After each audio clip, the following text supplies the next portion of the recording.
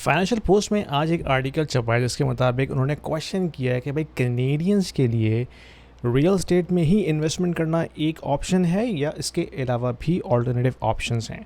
और अगर आप मेरे चैनल के रेगुलर फॉलोअर हैं तो आपको पता होगा कि मैंने इस पर कई बार बात की है और किस तरह मैंने अपना पॉइंट ऑफ व्यू आपको बताया है। लेकिन अगर आप न्यू हैं इस चैनल पे और फर्स्ट टाइम ये वीडियो देख रहे हैं तो let me break it down for you कि भाई जो कैनेडियंस कनाडा में रहते हैं उनके लिए क्या रियल एस्टेट ही एक ऑप्शन है या इसके अलावा भी ऑप्शन बचते हैं। तो अगर हम प्योर मैथ्स के ऊपर देखते हैं तो लास्ट 20 ईयर्स के अंदर रियल एस्टेट ने कनाडा में ऑन एनुअलाइज बेसिस तकरीबन 6.3% पर एनम रिटर्न दिया है। On annualise basis average Canada की बात कर रहा हूँ, किसी ख़ास सिटी या किसी ख़ास नेबरहुड की बात नहीं कर रहा। Across the country on annual basis तकरीबन 6.3% एनुअल गेन बनता है। इसके बरक्स अगर हम स्टॉक मार्केट को देखते हैं, लेट्स से हम S&P 500 को एज अ प्रॉक्सी मान के चलते हैं, तो उसने लास्ट 20 ईयर्स में 2 डेकेड्स में ऑन एनुअलाइज बेसिस तकरीबन आपको 10% रिटर्न दिया है एनुअलाइज बेसिस ऑन एवरेज। ठीक है, कहीं पे उसने 10 दिया होगा, कहीं पे 8 दिया होगा, कहीं पे 6 दिया होगा, कहीं पे 20 दिया होगा, कहीं 15 दिया होगा, लेकिन अगर आप उसको एवरेज आउट करते हैं लास्ट 20 ईयर्स में तो तकरीबन 10% बनता है लगभग। तो प्योर मैथ्स के ऊपर तो हमें नज़र आ रहा है कि stock market is much better in terms of returns compare to real estate. ठीक है, अब रियल एस्टेट के अंदर बहुत सारी चीज़ें और भी इन्वॉल्व हो जाती हैं। सबसे पहली चीज़ तो इमोशंस। अगर आप रियल एस्टेट अपने पर्सनल नीड के लिए ले रहे हैं तो वो तो इन्वेस्टमेंट नहीं हुआ, वो तो आपका घर है जिसमें आप खुद रह रहे हैं, आपके बच्चे ग्रो कर रहे हैं, आपकी ज़िंदगी गुजर रही है उसमें, तो वो तो इन्वेस्टमेंट के ज़मरे में नहीं आता, वो एक आपका घर है, आपकी लाइबिलिटी है। लेकिन अगर आप इन्वेस्टमेंट प्रॉपर्टी बाय करते हैं, लेट्स से किसी के पास एक्स्ट्रा कैश है, उसने कहा यार क्या करूं मैं, एक्स्ट्रा कैश है, क्यों ना एक प्री कंस्ट्रक्शन बुक कर लूं। फिर वो प्री कंस्ट्रक्शन बुक होता है, आप पोजेसन लेते हैं, आप उसको रेंट पे डालते हैं, that is your investment property. ठीक है, हम उसकी बात कर रहे हैं। अब उसमें बहुत सारे जो बैगेज जो उसके साथ आता है वो भी हमें डिस्कस करना है। सबसे पहली बात उसकी वेयर एंड टियर। ठीक है, उसकी प्रॉपर्टी टैक्सेस एवरी ईयर आप देखते हैं प्रॉपर्टी टैक्स बढ़ता चला जा रहा है। फिर आपको सेलिंग और बाइंग के ऊपर रियल्टर की फ़ीस, लॉयर की फ़ीस देनी पड़ती है, लैंड ट्रांसफ़र टैक्स देना पड़ता है। इसके अलावा जो दूसरे अखराजात उसकी मेंटेनेंस, उसकी अपकीपिंग के अंदर चलते हैं। फिर अगर जो प्रॉपर्टी हमने बाई की है अगर उसमें कॉमन एरियाज़ हैं तो उसमें आपको कॉन्डो फ़ी देनी पड़ती है। ठीक है, इसके अलावा जो सबसे बड़ा पॉइंट है जो मेरी नज़र में नेगेटिव है वो है लिक्विडिटी का प्रॉब्लम। रियल एस्टेट की जो इन्वेस्टमेंट होती है वो लिक्विड नहीं होती। कल को अगर आपको $2 लाख की ज़रूरत पड़ जाए, आपको अगर आप बेचने जाएंगे आपको 4 महीने लग सकते हैं, 3 से 4 महीने लग सकते हैं उसको बेचने में। ठीक है, तो इट इज़ नॉट लिक्विड। दूसरा तरीका ये होता है कि आप हीलॉक ले लें, लेकिन हीलॉक पे आपको पता है इंटरेस्ट रेट कितना हाई है। मेरे एक दोस्त हैं, उन्होंने हीलॉक पे जब इंटरेस्ट रेट नीचे था उन्होंने हीलॉक पे लोन लेके पाकिस्तान में इन्वेस्टमेंट की बिज़नेस में, वो बिज़नेस में ही चला और आज वो हाई रेट के ऊपर हीलॉक पे कर रहे हैं। तो ये गलती कभी मत कीजिएगा। और जो सबसे बड़ा इम्पोर्टेंट है, सबसे बड़ा पॉइंट जो है कनाडा में ये है कि रियल एस्टेट में अगर आपके पास कोई गंदा टेनेंट फंस जाए ना, you are on your own. Government आपको सपोर्ट नहीं करती, जो लैंडलॉर्ड और टेनेंट बोर्ड है वो आपको रोला के रख देता है। तो इट्स बेसिकली आप टेनेंट की मर्जी के ऊपर हैं।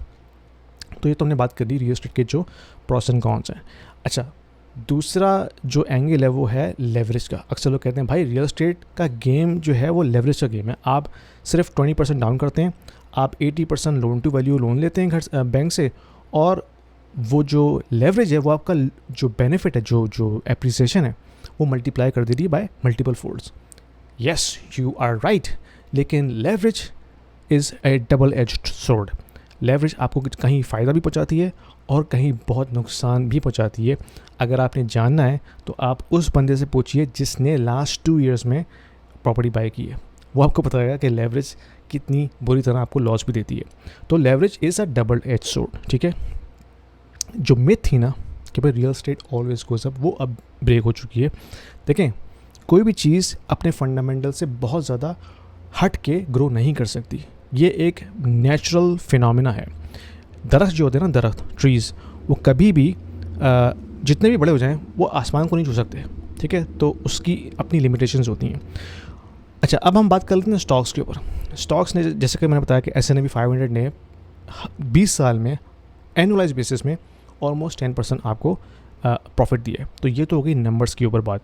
फिर स्टॉक्स आपको मेंटेनेंस का नहीं कहते, ना आपने वियर एंड टियर का ख्याल रखना है, ना उसकी कोई प्लम्बिंग का इशू है, ना कोई उसमें ड्रेनेज का प्रॉब्लम है, ठीक है, ना आपने उस पर प्रॉपर्टी टैक्स पे करना है, ठीक है। आप पे कैपिटल गेंस लगेगा, लेकिन आपके पास टैक्स शेल्टर ऑप्शंस हैं।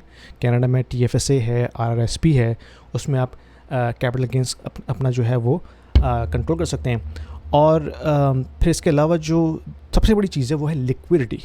स्टॉक्स लिक्विड हैं, आप कल चाहें बेच के अपना पैसा निकाल सकते हैं। तो it is one of the best asset class in terms of liquidity, ठीक है। ऑफ कोर्स बिटकॉइन भी अब शामिल हो गया, लेकिन मैं जनरली बात कर रहा हूँ एक्विटीज़ और रियल एस्टेट के हवाले से। ऑफ कोर्स अगर एक्विटीज़ में आप दूसरी लिक्विड एसेट्स को भी काउंट कर लेते हैं, जैसे कि बिटकॉइन है या अदर ETFs हैं, तो of course that is also comparable. लेकिन हम बात कर रहे हैं real estate versus equities and other asset class which are liquid. तो पॉइंट ये है कि ना ही रियल एस्टेट बुरी है, ना ही स्टॉक्स परफेक्ट हैं। आपको डाइवर्सिफाई करना है, अपना इन्वेस्टमेंट पोर्टफोलियो ऐसा बनाएं जिसमें आपके पास तमाम एग्स वन बास्केट में ना हो। कुछ रियल एस्टेट में हो, कुछ स्टॉक्स में हो, कुछ बिटकॉइन में हो, कुछ गोल्ड में हो, ठीक है।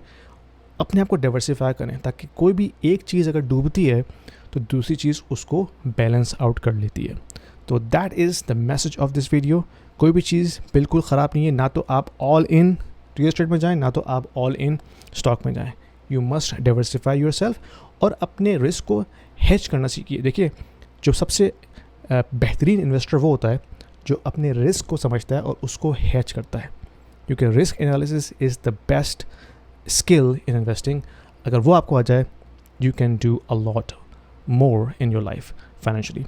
एनीवे, पसंद आए वीडियो शेयर कीजिए, लाइक कीजिए और सब्सक्राइब जरूर कीजिएगा। मेरा एक छोटा सा कोर्स है, अगर आप इस नॉलेज को जानना चाहते हैं, मैक्रो की जो नॉलेज है, एक कोर्स है, उसको ट्राई कीजिए। और हमारी एक व्हाट्सएप कम्युनिटी भी है जिसमें हम लाइक माइंडेड लोग हैं, एक दूसरे को पंप करते हैं, पुश करते हैं, and we like to grow together. तो अगर आप ज्वाइन करना चाहते हैं, please link in the description below.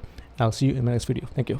I just wanted to let you know that I also offer one-on-one consulting calls to the individuals who are looking to discuss their financial planning, their investment strategies, their kids' education planning, their immigration moves, as well as the young professionals, because I have been in the tech industry for almost 20 years. So I also offer one-on-one consulting calls to the young professionals who are looking to have their career development discussion with me, and also personal branding as well. So if you are looking to have some sort of an expert opinion, there is a calendar link in the description below. Book a 30 minutes call with me and I will be more than happy to help you out.